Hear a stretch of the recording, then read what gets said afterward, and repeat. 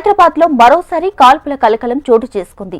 గుడి మల్కాపూర్లోని Kings palace లో Anam media ఎక్స్పోలో ఓ shop keeper తుపాకీతో కాల్పులు జరిపాడు. ఇద్దరు షాప్ కీపర్ల మధ్య గొడవ తలెత్తడంతో ఓ షాపు కీపర్ తన వద్ద ఉన్న తుపాకీతో గాల్లోకి కాల్పులు జరిపాడు. ప్రతి రంజాన్ మాసంలో దావత్ ఏ రంజాన్ సంస్థ ద్వారా టెన్నిస్ ప్లేయర్ సానియా మీర్జా సోదరి ఆనం మీర్జా భారీ ఎక్స్పోను నిర్వహిస్తున్నారు.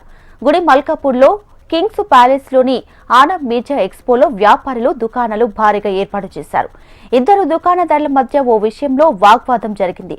ఘర్షణ తారాస్థాయికి చేరడంతో ఒక షాప్ కీపర్ గాల్లో కాల్పులు జరిపాడు. ఈ ఘటన జరగడంతో ఎక్స్పో చూడటానికి వచ్చిన సందర్శకులు అక్కడి నుంచి బయటకు పరుగులు తీశారు. కాల్పులు జరగడంతో ఆ ప్రాంతంలో హైటెన్షన్ వాతావరణం నెలకొంది.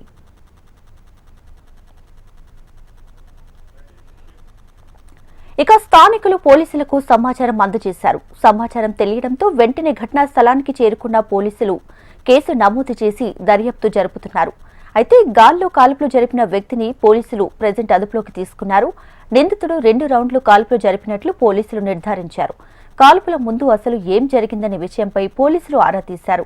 ఇక కాల్పుల ఘటనకు సంబంధించి సీసీ కెమెరాలను పోలీసులు పరిశీలిస్తున్నారు. కాల్పులకు కారణమైన ఇద్దరు దుకాణదారుల మధ్య పాత కక్షలు ఏమైనా ఉన్నాయా అనే కోణంలో పోలీసుల విచారణ జరుగుతుంది.